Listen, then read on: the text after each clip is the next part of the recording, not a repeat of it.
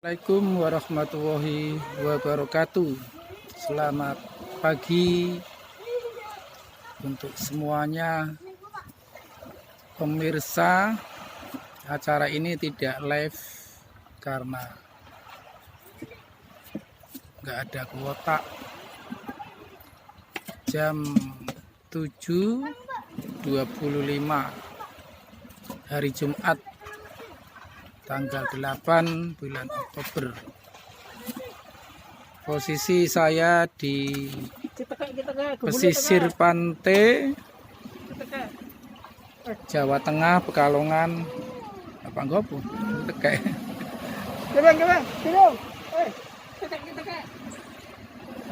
Desa Depok ya. Ini nama pantainya Pantai Sutermas, ya kan, Sutermas. Saat ini sedang pasang airnya ya, jadi tanggulnya itu tenggelam. Kalau lagi surut biasanya itu kelihatan bisa 1 meter ya, ini batu juga tenggelam. Abrasi pantai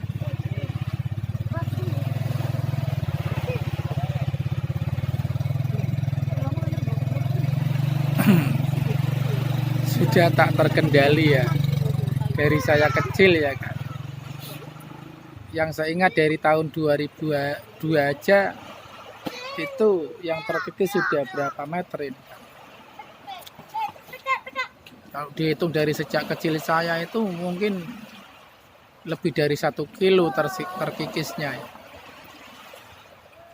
Sedangkan menurut ahlinya tahun 2000 berapa, 2 itu dulu atau berapa, ada tim dari survei dari provinsi ya, katanya abrasinya sekitar 1 cm per hari Pak ya, 1,5 atau 1 cm dulu katanya.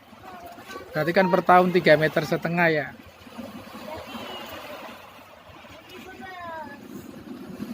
Terus penurunan bumi, apa itu istilahnya ya, menurut yang saya baca di artikel-artikel kan 15 sampai 20 cm ya. Itu Pekalongan itu katanya tertinggi penurunannya sedunia. Makanya desa saya sudah sebagiannya tergenang oleh rob. Rumah kami saja sudah 2 tahun ini tidak pernah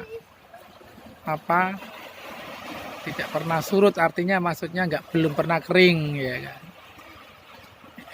4 tahun yang lalu atau 3 tahun 4 tahun yang lalu rumah kami hanya terendam banjir, entah itu air hujannya ya kan, entah itu karena robnya. Banjirnya itu karena ada rob sampai ke kampung nih, kalau hujan sedikit ya langsung banjir ya kan. Jadi penyebabnya dua-duanya, karena penurunan bumi dan adanya pasang rob sampai ke kampung. Ketika hujan ya air mau kemana ya. Jadi 3 tahun 4 tahun yang lalu paling rumah kami itu cuma terendam itu cuma 3 minggu. Nah 1 tahun atau 2 tahun yang lalu rumah kami sudah belum pernah kering. Itu berarti kan naik ya kan. Kalau kita amati 2 tahun kemudian naik lah. Mudah-mudahan sih kan kesananya tidak, tapi mau bagaimana lagi kalau penanggulangannya mungkin tidak maksimal dan proses alamnya juga masif ya. Ya mungkin dalam kurun 10 tahun 20 tahun bisa saja desa kami tenggelam. Sekarang aja sawah-sawah tambak-tambak sudah tidak berfungsi, ratusan hektar. berapa kerugian material ya, materinya ya kan, dari panennya tambak atau sawah ya. Apa solusi yang mampu mengatasi abrasi ini? Minimal mengurangi, mencegahnya itu mengurangi, menghilangkan tidak bisa, mengurangi. Sementara kerusakan alam itu masif ya kan. TSM, terstruktur masif. Terstrukturnya ini kan perusakan alamnya juga terstruktur ya kan. Mereka pengusaha kapitalisnya terstruktur kan, eksploitasi alamnya terstruktur, sementara perbaikan alamnya, amdalnya tidak terstruktur. Jadinya sama saja membiarkan alam ini rusak, terstruktur dengan masif kan. TSM, terstruktur masif sistematis. Nah, artinya ya, mau nggak mau bisa dikatakan sistematis karena kapitalis pengembangnya itu kan, kalaupun dia kan mengembang punya yang developnya itu kan, pengembangnya itu kan cuma punya dianya nggak tenggelam, tapi kan coba yang lainnya tenggelam. Solusi untuk mengurangi rob ataupun banjir, menurut pendapat saya, analisa saya atau imajinasi saya ya, sebenarnya banyak ya kan. Ini kalau ada batu-batu seperti ini kan, batu-batu ini tidak saling terikat ya kan. Pasti juga masanya lebih berat ya kan, dan batu itu tidak bisa menyimpan air, tentunya dia akan tenggelam. Karena dulu ini batu itu tumpukannya mungkin 2 meteran ya tinggi dari air ya kan. Sekarang kan nggak kelihatan. Berarti kan satu tenggelamnya iya ya kan, tenggelamnya karena penurunan buminya iya, terus bertambahnya air ya kan, dua-duanya kan. Penenggelamannya itu penurunannya mamanya 2 cm, penambahnya air 1 cm kan, jadi lebih cepat. Ini kalau ini ide saya ya maksudnya kayaknya belum ada di dunia ini ya. Ini bisa diterapkan di pegunungan maupun untuk di pantai. Kalau di sini untuk mengantisipasi mengurangi abrasi ya kan. Bisa dikatakan juga pemecah gelombang juga ya kan, yaitu dibuatkan bola-bola beton, entah sebagiannya mungkin ada yang dari beton ya kan, mungkin sebagiannya yang terbuat dari material yang ringan, yang tahan lama, bisa fiber, bisa karet, bisa plastik ya kan, yang bisa terisi air ya kan. Mungkin kalau yang bola-bola betonnya itu yang diameternya ya variabel juga, ada yang kecil, besar, sedang ya kan. Nah, kalau menurut saya ini kan, kalau bola-bolanya mamanya ada yang ukuran diameternya 2 meter, ada yang 1,5, ada yang 1 meter. Nah, tetap ada lubangnya, agar ketika penempatan pertama itu lubangnya di atas. Nah, agar kalau ketika air itu bisa masuk ke dalam bola-bola beton yang berongga itu ada terisi air, maka otomatis berarti kan airnya kan minimal berkurang. Kalau digunakan, kalau memang dibuat secara jumlah banyak kan, pasti akan mengurangi debit air yang ada di laut, yang ada di permukaan bumi ya kan. Ketika hujan ya kan, airnya bisa masuk ke batu itu, cor-coran. Ketika kemarau mungkin bisa dimanfaatkan, diambil airnya, atau dikasih kran, atau dikasih lubangan yang lama keringnya ya kan. Itu kalau tapi harus setiap bola bola yang terbuat dari cor beton itu harus ada simpul tali 4 sisi. 4 sisi itu ya kalau bisa dikatakan kanan kiri ya kan, depan belakang samping ya kan, samping kanan kiri ya kan, terus depan belakang. Ada simpul yang saling menghubungkan, yang saling terkoneksi, terhubung, terintegritas dengan bola-bola beton yang lain, agar tidak terjadi penurunan lokal maupun penurunan serentak, ya kan. Kalau ada bola yang ada bola yang dibuat yang bukan dari material yang tenggelam, yang terapung, itu juga untuk mengurangi agar tidak tenggelam, harus seimbang. Dibuat ada yang cor beton agar yang kalau ringan semua nggak hanyut ya kan. Ada yang terbuat dari plastik, karet ataupun fiber yang mungkin harus kosong, tujuannya agar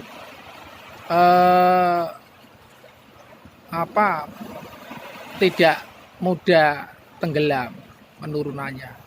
Kalau terkoneksi, terhubung ya seperti rantai-rantai bola beton ya kan, dari depan belakang, misalnya ke kanannya sepanjang umpamanya berapa, apa 10 kilo apa 3 kilo, terus ke lebarnya mungkin 10 meter ya kan, ada bola 5 atau 4 ya kan. Itu baunya kok tai kucingnya ya. Tadi nggak bau tai kucing, ini kok bau tai kucing. Dari mana nih? Pindah dulu posisi.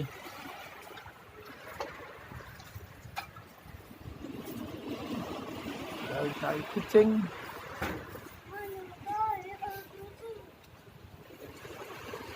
Kok tai kucing dek ngendi ya, mambune kok luar biasa, mau ora mambu. Mau tai kucing ora mambu iki kok. Ya Allah. Ya, saya di Pantai Suter Depok, Desa Depok, Kecamatan Siwalan, Kabupaten Pekalongan, Jawa Tengah. Iya, kemambu tai dek ngendi? Maaf, sorry terganggu ini oleh bau gitu enak. Tadi nggak bau, tapi kok tahu-tahu bau, kan aneh ya.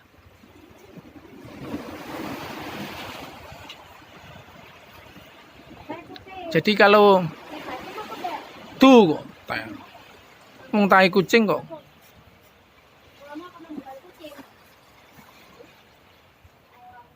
Nah iya, iki koyone kekorek-korek maune gurugan nang kecampir wong. Iki kan ana wong lewat, maune kucing kan mungkin di pasir kuwi lho. Nang kekorek mambu ra. Nek kencot napisang ku priye kae iku. Maaf terganggu acaranya ya. Walaupun ini offline ya kan. Nah, itu menurut saya ya, tolong disampaikan. Saya kan hanya masyarakat kecil ya kan. Barangkali ide saya ini kayaknya belum ada ya. Ya mungkin ada tapi mungkin saya belum mencari di Mbah Google ya. Kayaknya di gunung pun bisa dibuatkan bola-bola beton yang kecil yang bervariasi lah, untuk mengurangi terjadinya longsor ya kan, gugur longsor, tebing-tebing gunung, pegunungan itu dibuatkan bola-bola beton yang di atasnya ada lubangnya yang bisa menyimpan air ya kan. Nah, harus bersimbol 4 itu juga ya kan. Ada yang ditanam ke dalam bumi terus diuruk, di atasnya ada yang itu bisa ke bawahnya sub 2, lebarnya selebar-lebarnya semampu kita. Mamanya ini pegunungan, mamanya areal yang 1 kilo itu mau dibuat jaring-jaring bola beton. Jaring-jaring bola beton ini variatif ukurannya. Kalau dia diletakkan di pegunungan, kalau dia saling terkoneksi, terhubung, insya Allah kalau terjadi longsor pun akan mengurangi korban dan kerusakan yang fatal. Karena terhubung, mamanya yang longsor sekitar 100 meter, 200 meter, tapi bolanya sepanjang 1 kilo, 2 kilo, saling terhubung, terkait seperti jaring itu.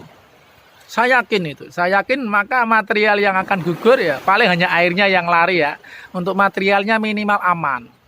Orangnya yang tadinya mau tenggelam, rumahnya yang tadinya mau roboh, pohonnya yang tadinya roboh ya kan. Juga akan tertahan ya kan.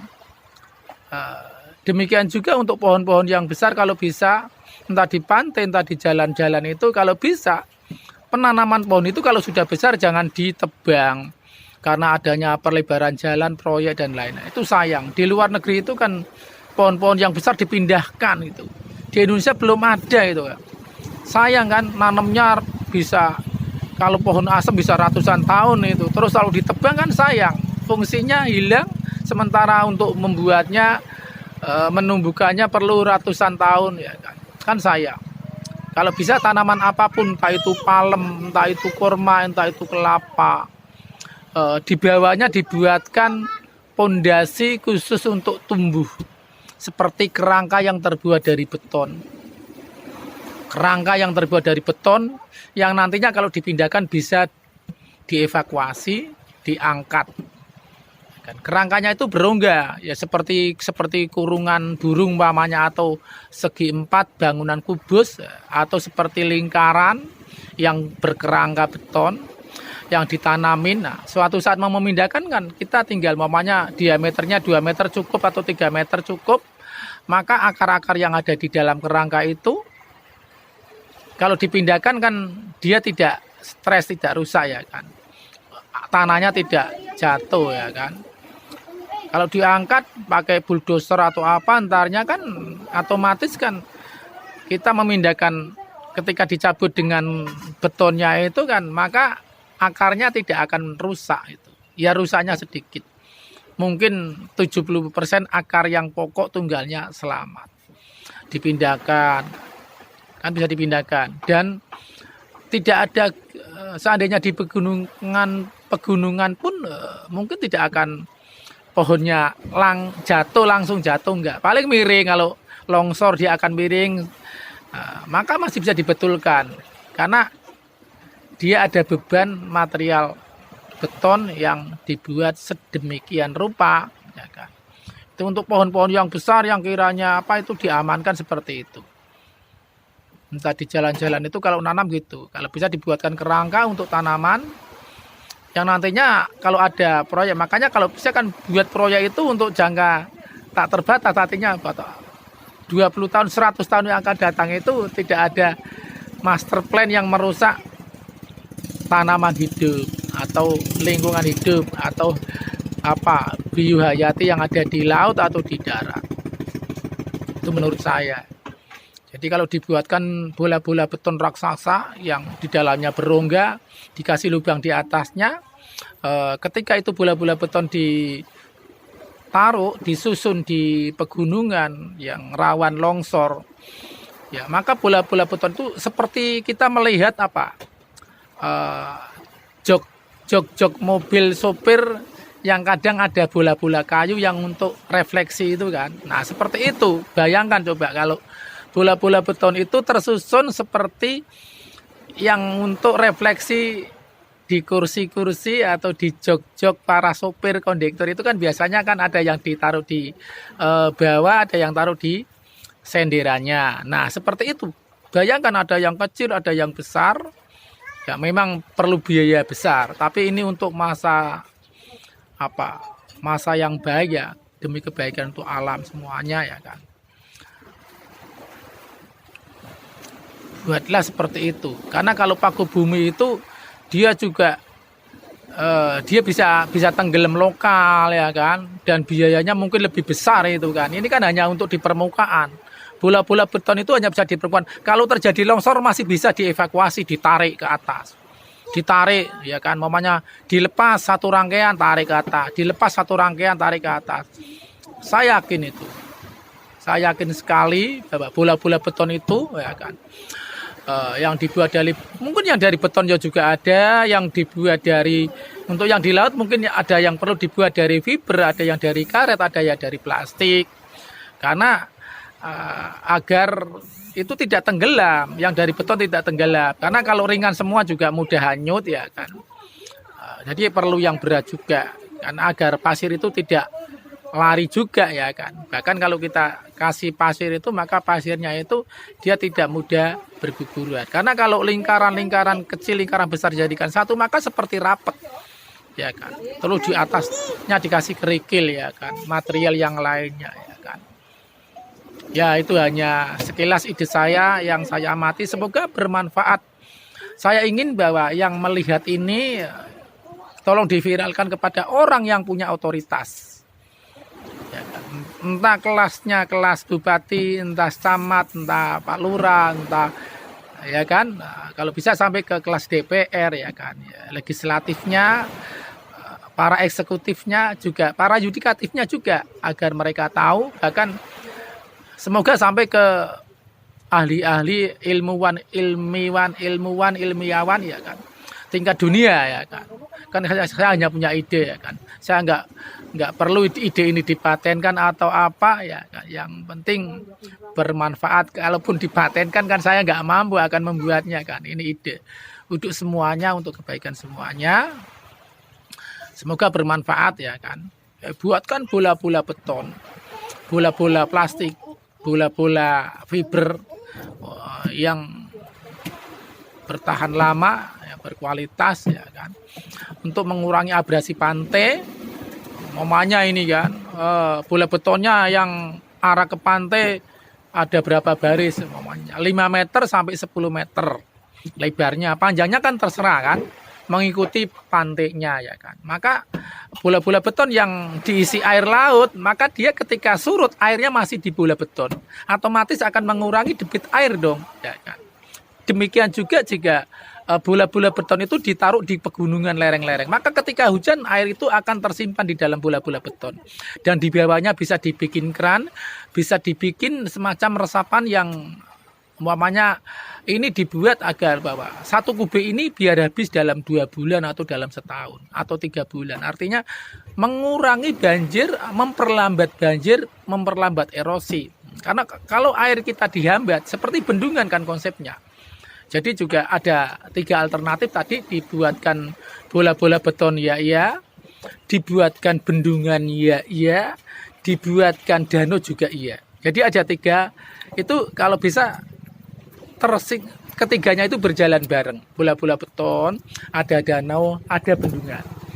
Bendungan itu untuk mengurangi air yang karena bendungan itu terisi kan di saat air pegunungan mengalir. Air itu kan otomatis kan suplainya dari hujan ya kan. Karena kalau nggak ada hujan, sebanyak air pun dari gunungan kan akan habis kan. Makanya dibuatkan bendungan itu yang untuk menampung lebih banyak ya kan, itu hemat. Nah, buatkan juga bola-bola beton di gunungan yang mudah longsor agar dia bisa menyimpan air yang ada permukimannya. Kalau kekurangan air kan bola betonnya bisa dibuka ya kan, di kerannya ya kan. Minimal tujuannya air disimpan di dalam bola beton itu agar air itu tidak turun ke laut, tidak turun ke bumi. Maka buminya juga resapannya itu dalam.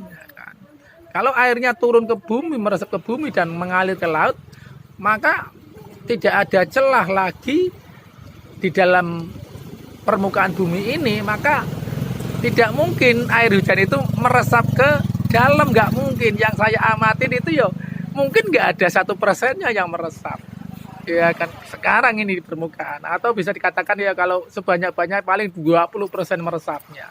Yang 80% tidak meresap, mengalir ke laut. Lautnya sudah penuh, maka dia juga akan tergenang di tempat lokal hujannya. Seperti di desa saya, desa di ujung pantai. Maka ketika hujan enggak banjir, tapi selisih 2 hari banjir karena ada kiriman air. Nah, kalau hujannya terus, maka sudah banjir dikirim air, ya kan. Maka logikanya untuk mengurangi banjir kiriman, banjir bandang, ya longsor itu ya air itu dicegah, disimpan dalam bendungan, dalam danau dan bola-bola beton. Ya kan, kalau ada danau kan otomatis yang 1 juta kubik air di bendungan tidak mengalir kan, berarti kan aman. 1 juta kubik berapa ton? Coba aja 1 kubik 1 ton. Ya 1 juta ton air itu mengalir ya. Kalau kan bukan 1 juta saja, bisa miliar ton itu air itu kalau mengalir bisa akan merusak apa saja. Karena 1 kubik air itu 1 ton. Kalau dia mengalir seperti apa? Nggak ada yang mampu. Karena 1 persegi ya kan, kubus air itu 1 kubik air itu bobotnya 1 ton. Jangankan 1 ton, rumah itu ditabrak benda yang bobotnya 1 kintal aja bisa roboh ya kan. 1 ton mengalir ya kan. Coba bayangkan ketika ada bendungan itu kan tekanannya air berapa? Karena air itu menekannya ke samping dulu bukan ke bawah. Ke bawah itu udah pasti.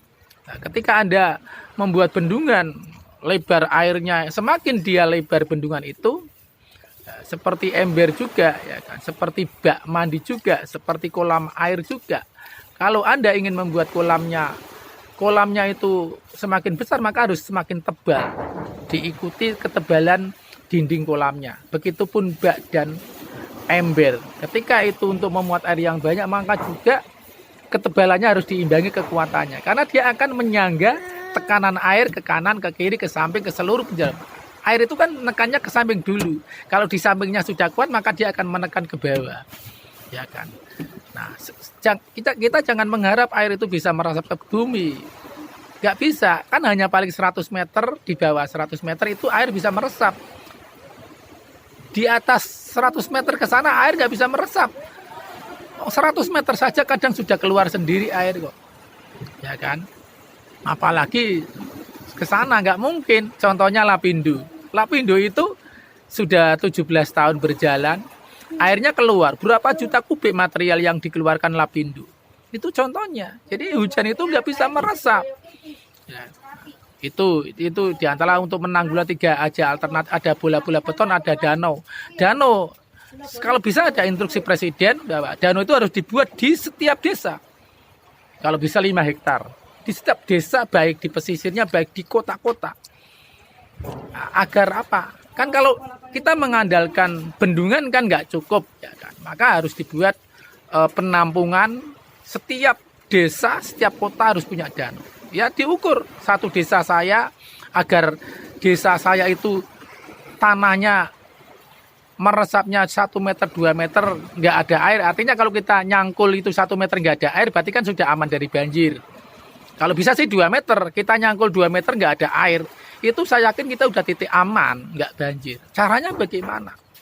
Ya kan. Kita kan pakai simulasi. Memang bumi ini besar, makanya simulasinya juga besar. Ya kan. Kalau ada bak dikasih air, terus ada di dalam bak itu ada material pasir atau kerikilnya, terus diisi ya kan. Umpamanya baknya meluber. Terus materialnya diambil, diangkat, pasti airnya akan turun. Dan permukaan baknya menjadi tinggi, material tadi bisa menjadi dinding-dinding. Udah baknya tadi berturun 1 meter atau umpamanya 5 cm, maka materialnya itu juga naik 5 cm. Maka akan ada permukaan air 10 cm di bawah tebing yang tidak kena air ya kan. Tebing bibir ember tadi. Simulasinya seperti itu. Kalau bumi ini juga ibaratkan penampungan air ya seperti itu kan. Pada dasarnya air itu kan tetap. Allah menciptakan air itu mungkin ya dari dulunya tetap. Umpamanya Allah menciptakan air, volume airnya sekian kubik atau 10%-nya dari bumi atau 50%-nya dari bumi, mungkin masih tetap air segitu. Kenapa air itu bisa kelihatan banyak ya kan? Ada pasang, ada rob, kan banyak penyebab ya kan, banyak. Kalau kita amati itu banyak. Anda lihat pohon pisang itu kalau diperes, pohon yang besar itu mungkin bisa 1 galon air kita dapat. Artinya hanya 5% atau 1% saja itu material yang bukan air. Mungkin yang namanya pohon kan mengandung zat besi ya kan. Dia bisa berdiri kan adanya zat besi ya kan. Seperti di dalam tubuh kita kan ada tulang. Tulang itu kan kuat adanya zat besi ya kan. Adanya zat kapur, kalsium. Itu kan yang membuat komposisi tulang kita menjadi kuat. Nah, otot-otot juga menjadi liat karena adanya zat-zat lain, ya kan. Ini beda. Komposisi tulang ya lain, komposisi otot ya lain, komposisi saraf juga lain. Makanya kebutuhan dalam jaringan tubuh kita berbeda-beda. Untuk tulang kalsium, ya kan, mungkin zat besi, ya kan. Untuk otot mungkin apa, gizinya, vitaminnya, agar otot. Karena kalau kita lihat kan fiksinya beda. Otot itu lihat, ya kan, seperti apa, ya kan, kan banyak, ya kan. Bisa mengeras, bisa mengecil, bisa membesar. Nah itu kan otot. Kenyal kan beda dengan lidah, beda dengan mata, beda dengan kulit, beda dengan rambut. Rambut juga butuh kalsium kan, untuk tumbuh kuku butuh kalsium kan. Nah jadi beda-beda. Makanya kalau makan itu ada yang kurang berlebihan, maka kekurangan itu akan menyebabkan kelainan pada tubuh kita, baik sarafnya, baik tulangnya, baik otaknya, lain-lain. Tapi kalau seimbang ya maka manusia itu akan menjadi makhluk yang sempurna, ya kan.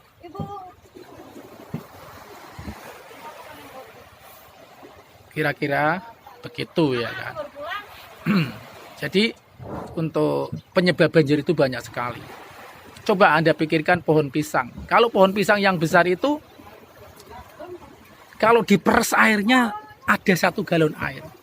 Kalau kita bayangkan itu kan, kalau pohonnya ada 1 miliar, sama saja kita menabung air dalam bentuk pohon pisang. Berarti 1 miliar pohon pisang sama dengan berapa? Nah, mungkin 18 miliar air atau 18 miliar kubik, 18 miliar liter air. Kalau dikubikasinya tinggal dibagi 1000, 8 juta kubik air dalam bentuk pohon pisang. Ya, semakin banyak pohon pisang, maka semakin air yang ada di dalam bumi berkurang. Maka banjir akan berkurang. Banjir akan mudah dicegah, ya kan? Maka perbanyaklah menanam pohon-pohon yang bisa mengurangi air, debit air yang ada di dalam bumi, permukaan bumi khususnya. Baik pisang, baik pohon, semangka bayangkan. Kalau kita punya kebun semangka, kalau kita punya kebun sayuran, ya kan? Kalau kita punya peternakan, kalau kita punya perkebunan, pertanian, maka sama aja. Apa yang kita panen itu adalah air. Kita panen jagung, itu bisa dikatakan 99%-nya adalah air. 1%-nya adalah material yang diambil dari perut bumi. Ketika kita menyimpan 1 kintal jagung, sama saja kita menyimpan 99 air. Itu bisa dikatakan seperti itu. Ketika kita menyimpan beras atau padi 1 kintal, maka 90%-nya nggak usah 99 ya. Itu udah pasti kadar air. Nah, gitu. Jadi simpanlah air dalam bentuk makanan. Ya kan? Kalau kita banyak perikanan, kita banyak ternak binatang ternak, gajah, sapi, kerbau, itu air berdiri. Coba ya, kalau ternaknya sedikit berarti airnya ada di bumi. Kalau kita ubah air yang ada di bumi itu menjadi bebek, menjadi ikan, menjadi kerbau, menjadi sapi, maka air yang ada di dalam bumi, makanya dulu itu alam kita itu tidak banjir karena apa? Kan binatang tak terbatas, berkembang biak. Ada dinosaurus yang besarnya, ya kan? Nah, dinosaurus kalau besarnya mamanya 10 kubik, berarti sama dengan air berdiri itu. Kita lihat semangka bisa 1 kilo, bisa 10 kilo. Itu sama dengan kita mengambil air yang ada di dalam bumi menjadi semangka. Makanya banjir berkurang. Kalau petani semangka banyak, maka semangka itu bisa disimpan dalam bentuk makanan. Termasuk sarden, ikan kaleng, ya kan. Itu sama aja kita menyimpan air. Kita ngambil dari laut, ya kan. Kalau ikannya diambil, maka sama aja kan kita mengambil material yang memenuhi unsur air naik kan, diantaranya ikannya. Semakin diambil ikannya banyak dari laut, maka air laut pun akan menurun. Ibaratnya seperti itu. Logikanya kan gitu. Coba aja kamu bak diisi setengah, terus kasih isi 1 kintal ikan, pasti baknya akan meluap. Nah, itu contoh simulasinya seperti itu. Ya, menurut saya kayaknya sih ilmiah. Saya bukan ahli ilmiah, tapi kan sering atau banyak atau setidaknya suka membaca, suka mendengarkan. Ya kan? Tapi karena saya tidak punya otoritas, saya bukan seorang pendidik, saya bukan seorang dosen, saya bukan seorang pejabat, saya bukan seorang legislatif, maka apa yang ada di otak kita kan tidak akan bisa diimplementasikan. Paling hanya kecil-kecil saja kan. Gitu. Makanya saya buat video ini walaupun offline ya kan, agar bisa disampaikan kepada siapa yang punya otoritas. Karena menurut Mardigu juga ada benarnya, ya kan. Kita membuat konten tidak harus ditampakkan orangnya, ya. Tapi karena saya juga keterbatasan, tidak IT-nya kurang, alatnya kurang, cara kerjanya sih tahu, mungkin juga dibelajar bisa, tapi kan kurang itu kan. Ya, karena ada yang di kontennya bisa dibuat ada tulisan-tulisan, ya, ada yang kuning, ada yang apa agar mudah dipahami ya kan. Untuk mengurangi debit air di dalam bumi, buatkanlah bola-bola beton, tempat penyimpanan air. Coba bayangkan kalau di gedung-gedung itu 10%-nya harus dibuat penyimpanan air. Mau Jakarta nih, kalau dia 10 tingkat, yang satu tingkatnya harus dibuat penyimpanan air. Yang di atasnya itu. Ya kan? Gedung itu kalau dikasih beban yang di atasnya, maka dia akan kuat. Tidak akan kena angin kuat. Contohnya itu seperti pohon kelapa. Ketika pohon kelapa itu ditebang dahannya, buahnya, maka dia mudah digoyang-goyang. Tapi ketika pohon kelapa masih utuh, kamu nggak akan bisa menggoyang pohon kelapa yang ada daunnya, ada buahnya. Nggak bisa digoyang. Tapi kenapa ketika daunnya, buahnya ditebang kok digoyang-goyang bisa kan? Nah itu. Gedung-gedung tinggi itu agar aman dari angin, maka di atasnya dikasih air. Simulasinya Anda bisa membuat, tiang dari bambu atau apa saja 1 meter 2 meter. Terus Anda tiupkan air pakai kipas ya kan. Maka yang ada air botolnya digantungkan, maka dia nggak akan goyah. Tapi yang nggak ada botol aquanya digantung di atasnya, maka itu akan goyang. Makanya dimanapun gedung tinggi pasti ada kolam airnya di atasnya. Karena untuk mengurangi agar gedung itu stabil, tidak kegoyang ke kiri kan ke kanan. Gantinya dahan-dahan. Itu kalau kita pelajari analisa ya kan. Karena ilmu itu tidak seperti yang disangka seperti sebatas kita melihat. Karena dasarnya melihat itu tidak bisa untuk menuntut ilmu lebih dalam, tapi pendengaran. Coba kalau orang budak, susah kita belajar. Tapi kalau orang buta, dia dengan telinga dia bisa belajar. Ya kan? Contoh ada motor lewat, ya kan. Kalau orang buta itu dia tahu, wah motor Yamaha itu lewat, wah itu Matic. Tapi kalau orang budak nggak akan ngerti. Dia akan tahu motor kalau di depan mata saja. Artinya bahwa pendengaran lebih utama daripada penglihatan. Makanya di Al-Quran juga kalau ketika menyebut ayat pasti sami'annya lebih dulu. Sami'an wa basiron. Karena pendengaran dan penglihatan. Tidak bisa disebut dalam Al-Quran itu penglihatan dan pendengaran. Mesti pendengaran dan penglihatan.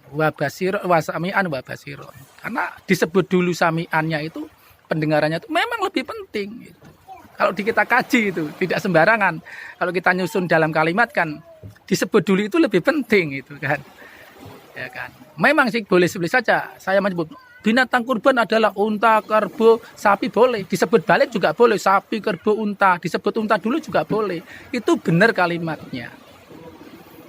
Dalam bahasa Arab tidak seperti itu. Karena tidak ada bahasa yang lebih sempurna dari bahasa Arab. Tidak ada. Dikaji oleh ilmuwan manapun tidak ada. Ya kan. Tidak ada. Yang namanya yang membuat Tuhan ya kan. Allah Subhanahu wa taala. Gimana kita membuat Dono Coroko masih terbatas. Kita membuat Mandarin yang katanya 4.000 item masih terbatas juga. Huruf kanji, huruf Jepang aja ada 2, ada kanji dan lain-lain. Ada 2 ya, satunya saya lupa namanya. Terus bahasa Jawa juga ada bahasa Jawanya, ada huruf Jawanya, ada ras Jawanya. Cina ada huruf Mandarin ya kan. Mandarin juga sampai 4.000 karakter ya kan. Tapi tetap aja tidak sesempurna bahasa Arab. Nah, ya, akhirnya kalau bicara memang kadang kesana-sana.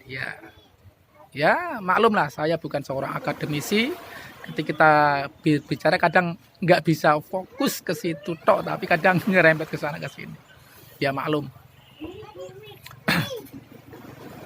Jadi untuk mengurangi banjir itu caranya banyak sekali. Ya, tetap budayakan pemeliharaan alam, perawatan alam, menjaga alam. Ya kan? Ada di negara apa itu yang setiap kelahiran harus menanam 2 pohon.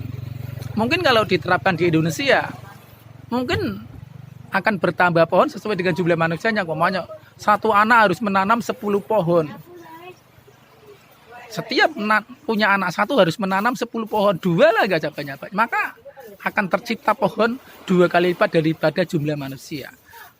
Toh pohon itu menghasilkan oksigen. Karena kita hidup dari oksigen. Tanpa ada pohon maka akan kekurangan napas kita. Coba Anda bikin simulasi, bikin implementasi, maunya 1 kilometer persegi tidak ada tanamannya, pasti buat napasnya agak susah. Mungkin akan susah, mungkin makhluk-makhluknya juga hidupnya agak sehat gitu kan. Karena oksigen itu unsur kehidupan. Karena oksigen itu juga mengandung air ya kan. Dan tidak hanya makhluk hidup yang butuh oksigen. Ya, ternyata motor saja butuh oksigen. Tanpa oksigen kompor nggak akan nyala. Motor tidak akan berjalan. Karena pembakaran butuh oksigen. Ya oksigen itu perlu. Kita jangan selalu menyalakan pohon tetangga, sampahnya bikin sampah. Jangan. Walaupun itu pohon tetangga, walaupun kita nggak dapat buahnya, sebenarnya kita dapat manfaatnya dari pohon tetangga. Ya kan?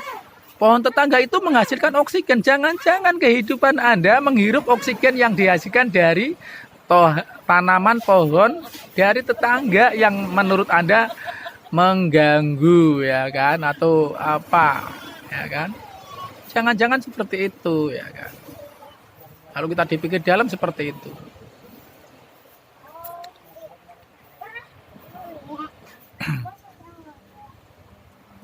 Jadi buatkan bendungan di pegunungan, maka air hujannya mungkin ya. Yang tadinya turun hujan 1 jam 2 jam, maka mengalirnya dibuat sampai 12 jam. Dibuat sampai habis 1 bulan ya kan. Namanya musim hujan 1 bulan, agar air yang resapannya itu ntar sampai ke tahun depan gitu. Saya mau minum dulu, udah dibikinkan teh ya kan di warung adik saya nih. Teh dulu ya, minum. Oke. Kurang lebihnya seperti itu ya kan. Kotor teh kok ngene ora disaponi kok resere bange kok. Lagi napisan terus. Apanya ngunggak ke orang munggah dhewe. Munggah dhewe. Lah ya arek munggah dhewe. Tempe tuku ngomah yo. Ya sembene cukup cek ngomah.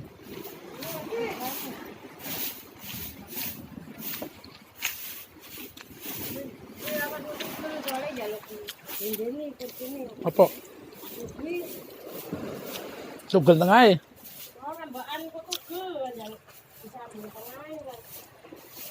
Oh iya.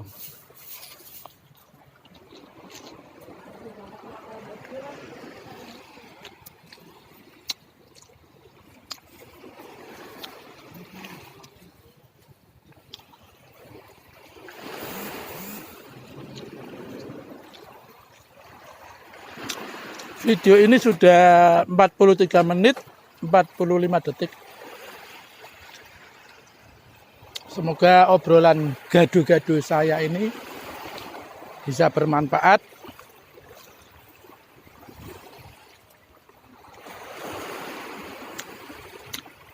Bagi yang suka ya mohon dibantu, bisa like, bisa share, bisa komen. Bagi yang tidak suka ya mohon maaf ya kan.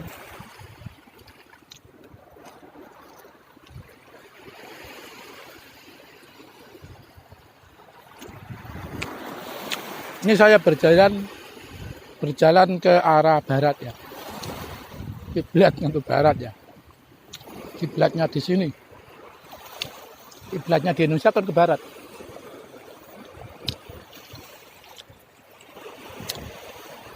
Pohon cemara sudah yang ditanam 20 tahun yang lalu itu udah habis ini ya kan. 20 tahunan yang lalu ini pohon cemara itu kan. Tahun 2002 Waktu kan 20 tahunan hampir. Ada yang tahun 2002, ada yang tahun berapa? 2010 habis semua sekarang. Tuh, habis. Nah, ini contoh nih. Ini kan ada baro itu ya. Ini yang apa tanggul ini kan namanya katanya baro apa-apa ya kan. Ini ada tanggul sepanjang bibir pantai dan ini baronya, pemecah gelombangnya ya kan. Nah, ini kalau di sininya dibuatkan bola-bola beton di sini ya kan. Nih, di batu-batu ini dijajar bola-bola beton dari barat ke timur ya, bola-bola beton.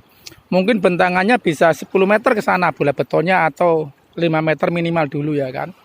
Ya ukurannya variatif, ada yang besar, ada yang kecil dan dibuat rangkaian. Memang mungkin biayanya agak mahal, tapi ya kalau batu kan ini dia tidak terikat maka dia akan turun ke bawah ya kan.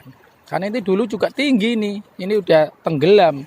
Ini udah ribuan truk ya kan, udah miliaran nih habisnya mungkin ya kan dulu, jelas miliaran sih. Memang butuh biaya banyak ya kan. Kalau dibuat beton itu kan dia bisa, kalau itu bisa diangkat itu kan. Kalau ini kan susah batu ngangkatnya ya kan, udah lepas. Tapi kalau bola-bola beton kan dia bisa diangkat. Mamanya setiap 10 meter dia ada rangkaian, atau setiap 100 meter ada paku buminya.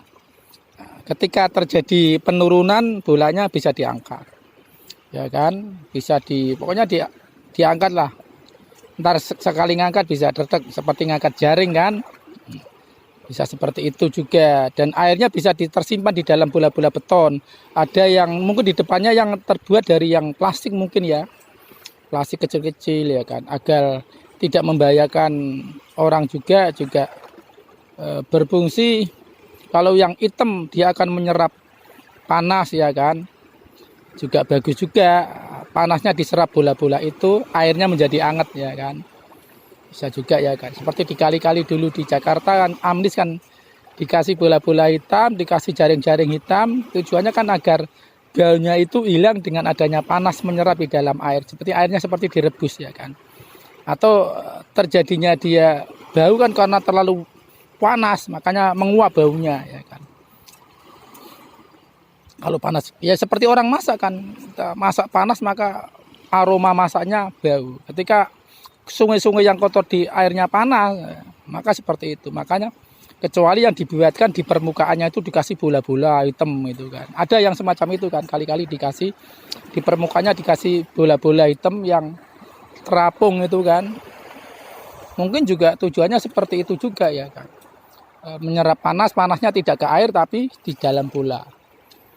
Jadinya tidak menguap dan mungkin mengurangi penguapan air juga, airnya tidak mudah habis mungkin juga. Banyaklah alasannya. Terus di pegunungan ya kan, ada bendungan, juga ada danau. Kalau danau memang konsepnya harusnya setiap desa. Namanya desa saya luasnya 200 hektar. Ya 5%-nya lah, 5 hektar dibuatkan danau untuk menampung air. Kalau sekarang itu banjirnya itu di rumah saya atau yang terendah itu tergenang 10 cm ya kan. Kalau kita angkat airnya yang kita bisa mengurangi 20 cm atau 1 meter, maka perlu berapa itu kan. Berarti kan kalau diangkat itu 5 hektar, kalau kedalamannya bisa 10 meter, tetap harus paku bumi itu kalau 10 meter. Ya kan. Kalau dibuat danau sih mungkin, kalau dibuat danaunya yang ada paku buminya lebih bagus, tapi biayanya kan mahal juga. Ya. Tapi kalau dibuat danau yang biasa ya, kayak di bandara-bandara kan sekitar kan itu ada danaunya. Itu kan cuma dikeruk tanahnya dan seperti alami kan. Artinya dari pinggir itu ya, dari tepi itu dia nggak dalam cetek ya. Dari kasarnya dari 10 cm, 20 cm sampai 1 meter sampai 10 meter di kedalaman tengah-tengahnya. Mungkin berapa tahun sekali ada pendangkalan ya harus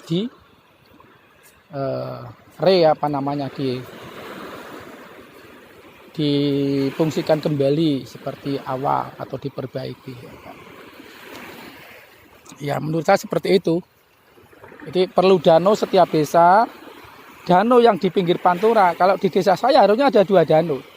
Danau yang di utara itu untuk menanggulangi air yang meluap agar masuk ke danau, tidak mengalir ke kampung.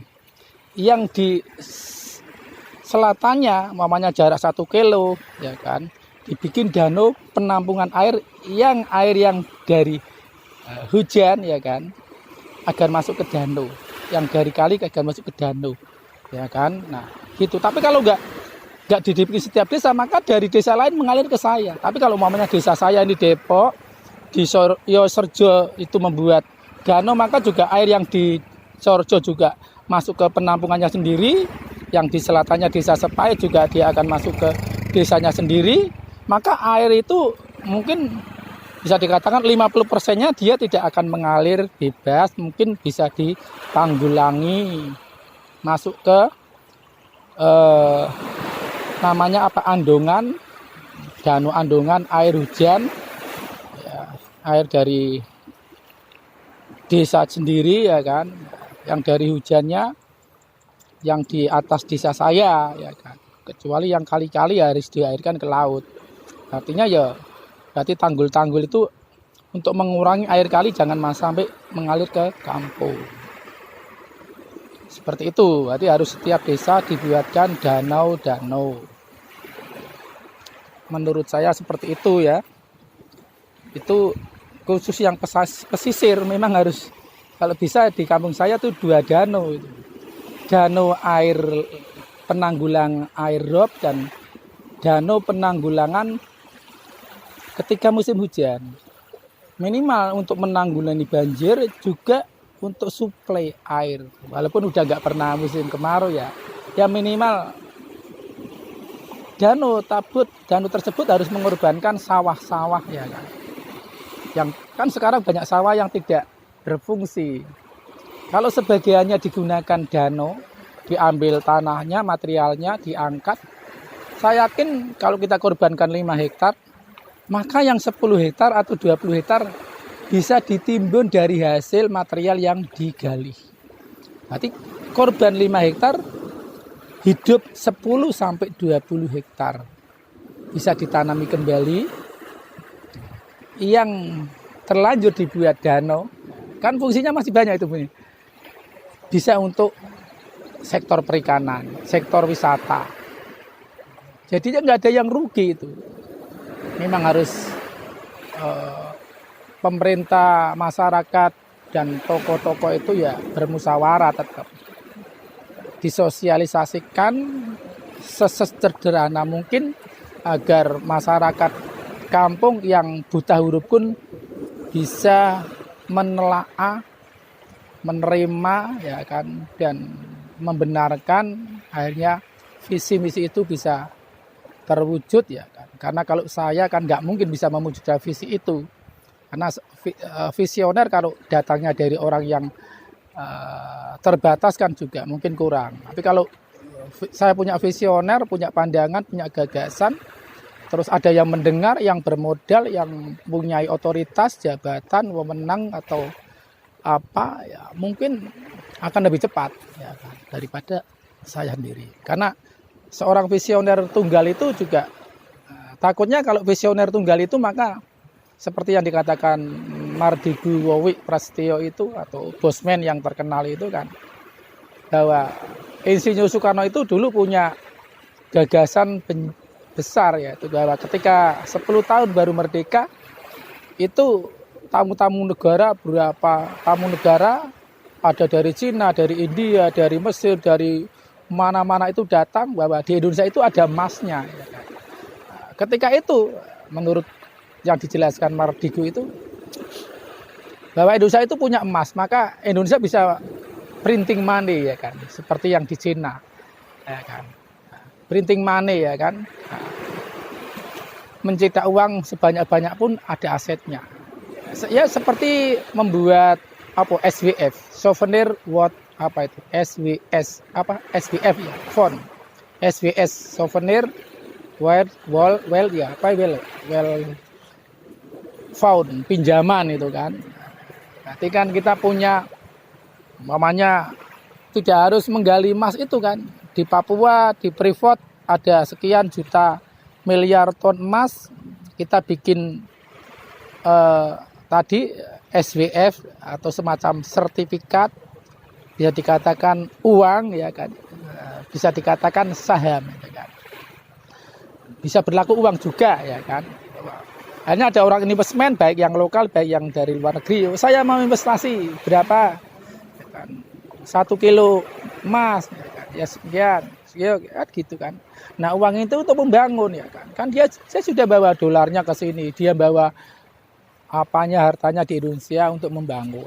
Dengan catatan kamu boleh membangun di Indonesia, boleh mencari keuntungan di Indonesia, tapi hasilnya jangan dibawa semuanya. Boleh hasil Anda boleh dibawa ke kampung Anda mungkin 50%-nya. Yang 50%-nya harus dikembangkan lagi di Indonesia. Jangan nyarinya di Indonesia, duitnya dibawa buat bangun di sana semua. Akhirnya kita nggak akan maju-maju. Mamanya saya bagian apa? Mencari ikan di sini. Ya udah kamu ciptakan. Nah, saya hasilnya berapa, Mon? Setiap hari 1 miliar bersihnya. Ya silakan boleh bawa Anda. Kalau bisa sih 20%-nya boleh dibawa ke pulang. Yang 80%-nya ya kan silakan dikembangkan di sini lagi. Saya masih butuh itu. Ya, kan pemerintah yang mengatur kan. Saya masih butuh jalan yang bagus. Silakan Anda buat jalan tol swasta silakan. Anda mau bikin jalan-jalan tol di pegunungan seperti China, silakan ya kan. Silakan ya tetap kita ada aturan tetap kan. Silakan artinya dia bisa menciptakan bangunan-bangunan, fasilitas-fasilitas, properti sarana yang bisa menjadi magnet ya kan, memanggil orang untuk datang ke Indonesia, bisa untuk wisata ya kan. Itu kan kalau konsepnya wisata. Kalau konsepnya iptek atau riset ya lain lagi, atau tingkatnya bisnis ya lain lagi ya kan. Itu. Terus bebaskan rakyat untuk, kalau di Cina itu imitating itu Pak. Izinkan masyarakat untuk menjiplak apapun produk ya. Jangan dibebani bahwa rakyat untuk menciptakan suatu produk harus izin dulu. Ya pastilah izin itu akan dihandle kalau dihalangi oleh kapitalis. Ketika saya ingin membuat TV, pada dasarnya saya bisa membuat TV. Ya kan, saya bisa membuat komputer. Ya kan? Karena pada dasarnya kalau kita pahami, semua pabrik apapun itu, mau mobil, ya kan, mau itu HP, mau itu komputer, motor, baik yang gas, baik yang dari baterai, pada dasarnya itu mereka itu juga merakit. Seperti pabrik Honda ya kan, dia ada 125 perusahaan. Apalagi pesawat, dia bisa ribuan pabrik yang membuat spare part-nya. Nggak mungkin ya kan. Nah, kalau di China seperti itu, makanya China maju pesat. Ya karena diizinkan rakyatnya untuk melakukan menjiplak, imitating segala produk. Setelah dia pandai, karena segala sesuatu prestasi apapun itu dilakukan karena mengulang-ulang. Dan harus dari muda. Anda juara tenis meja, Anda juara bulu tangkis, Anda juara bola, Anda juara nyanyi. Itu dicipta dari muda dan dilakukan berulang-ulang. Makanya dia akan cepat. Pukulannya semakin kuat, ya kan, tipuannya semakin bagus ya kan, kecepatan pukulannya, kekuatannya, kelincahannya ya kan, maka dia akan menjadi berprestasi. Ya sama kalau rakyat kita diizinkan untuk imitating ya kan, silakan kamu membuat motor, silakan mau bikin merek apa ya kan, jangan dikasih izin dulu, jangan dipersulit izinnya. Silakan Anda jual, baru setelah dijual ya dinilai produknya layak enggak. Ya kan. Ya kalaupun ukuran layak kan tidak harus ISO. Kalau ISO kan gitu untuk kalau produk dijual ke luar negeri ya kan. Ya kalau kita sebelum SNI ya ada kelayakan daerah. Aja SNI ke standar nasional. Kalau kita ada standar daerah, artinya lo Irian Jaya kok disuruh bikin produk yang standarnya nasional yo. Ya maaf bukan saya merendahkan orang Irian ya. Minimal kan SDE-nya ada yang pinter pun masih terbatas, ya kan. Yang tertinggal, yang mungkin yang bodoh pun, yang kurang, bukan bodoh artinya kurangnya ilmu yang masuk, kurangnya pengetahuan, maka bukan dia bodoh, ya kan. Sebenarnya kalau ilmunya banyak masuk ke situ, diserap mungkin dia akan cepat lebih pintar, ya kan. Ya maaf, ya kan. Ya enggak dijawab pun banyak seperti itu, ya kan. Makanya dikasih kesempatan, ya kan. Dia mau bikin sepeda, silakan bikin sepeda, ya kan. Ntar dinilai, ya kan. Di Pekalongan ada lomba bikin sepeda, ntar dinilai, ntar ada kan jurinya, tidak harus dari apa, biarkan netizen yang menilai, ya, maka produk itu bisa diproduksi massal, ya kan. Bahkan bisa dijual ke luar negeri. Terus untuk saran untuk BUMN kita, ya kan, yang ya kan miris itu kalau kita dengar. Sebenarnya dari dulu saya juga punya pandangan yang hampir sama apa yang diceritakan, cuma gaya beda bahasa, gaya bahasanya, gaya ilmunya, ya kan. Cuma hampir sama apa yang dikatakan Mas Bosman Mardigo itu, atau Pak apa itu Dahlan Ihsan juga, terus Pak Ihsanuddin Nursi itu juga ekonomi kerakyatan pakarnya. Hampir sama, hanya kan saya nggak tahu bahasanya, ya kan. Tapi kalau intinya itu sama itu kan. Sama apa yang pernah saya pikirkan, sebagiannya sama, ya kan. Sebagian dalam arti walaupun sebagian kecil, ya kan. Sama persis gitu. Ya, BUMN itu jangan mencari atau makan rakyat. Rakyat itu jangan dijadikan market itu kan. BUMN kok bikin sepeda, dijual, dibeli rakyatnya. Itu sama aja saya di desa saya orang kaya, saya punya kapital, saya anaknya Pak Lurah, saya mau bikin warung, orangnya beli sama saya, yang kaya saya saja. Rakyatnya nggak bisa dagang, nggak bisa jualan. Akhirnya udah saya anaknya Pak Lurah, saya jualannya punya warung banyak. Terus yang lainnya jadi pasar dong. Nah, saya nggak ingin seperti itu. Kalau Anda di desa itu punya modal yang lebih, dia modal materi, bisa modal ilmu, maka cari keuntungan dari luar daerahmu. Kalau udah dapat, bangun desamu, gitu kan. Nah, BUMN juga seperti itu, modalnya 5.000 triliun, coba.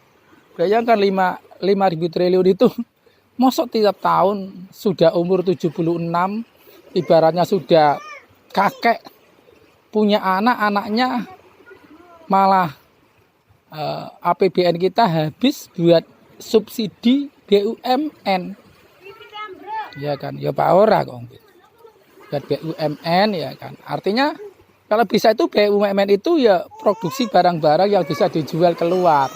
Ada yang ahli mamanya kayak Wika, Waskita, kayak Istaka Karya, ya kan, Hutama Karya. Harusnya dia nyari jobnya di luar negeri gitu. Saya menciptakan tiang-tiang panjang, saya menciptakan konstruksi beton, saya membangun jembatan bisa ke Cina ya ke Cina, bisa ke Amerika, ke Saudi. Yang IPTN atau sekarang PTDI, ya kan, Dirgantara Indonesia, bisa memasarkan pesawatnya bukan untuk Indonesia saja, ya kan, untuk semua negara, ya kan. Iya, Pak Ora. Dan banyak yang lainnya kan. Ya menurut saya seperti itu, ya kan. Api sih naruhnya nggak bener, roboh. Sepedanya roboh. Sudah 1 jam, ya bisa disambung nanti. Ini offline, nggak tahu, entah saya mungkin kalau nggak lupa saya upload, bisa di video, bisa di sosial media yang lainnya, bisa Facebook, bisa Twitter atau YouTube. Karena saya pengen jadi YouTuber tapi belum mampu. Alah, kabur mana, Bang? Nah, kok ambur mana yo? Ngagai salah, habis ini. Wis, akhirul kalam saya ucapkan. Wassalamualaikum warahmatullahi wabarakatuh. Mohon maaf atas segala kekurangannya dan kesalahannya. Sekian, terima kasih.